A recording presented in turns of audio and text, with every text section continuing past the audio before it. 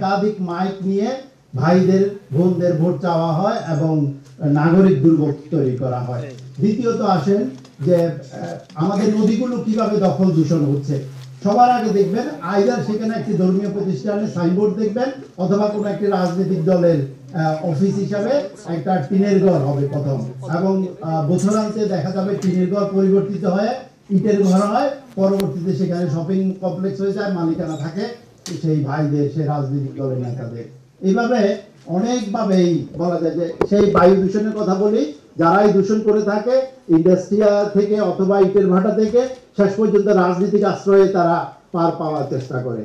এখন এই মুহূর্তে দেখেন, একটু আগে সাদাত ভাই বললেন চট্টগ্রামে জলাবদ্ধতা লক্ষণীয় মাত্রায় কমেছে। গতকালকে যেখানে সারা দেশ আবার কোন 24-এর বন্যার মতো আক্রান্ত হচ্ছে কিনা ভয় পাচ্ছে, সেখানে আমরা দেখলাম যে 24 ঘন্টা যাওয়ার আগেই পানি কিন্তু নেমে গেছে।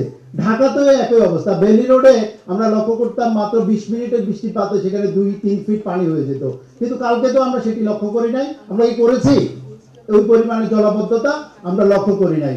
এটার পিছনে কিন্তু এমনি হয় না, এটার পিছনে মাননীয় পরিবেশ উপদেষ্টা মহোদয়ের রাতভর জেগে 2 সিটি কর্পোরেশনের যারা দায়িত্বে আছেন তাদের সাথে কোঅর্ডিনেট করে যারা এটা নিয়ে কাজ করেছেন, অর্থাৎ যারা জলাবদ্ধতা নিরসনের জন্য কাজ করেন তাদেরকে সারা রাত জেগে রেখে কাজ করে এবং এই ড্রেনেজ ক্লগস যেগুলো আছে সেগুলো ক্লিয়ার করার জন্য কাজ করতে হয়েছে।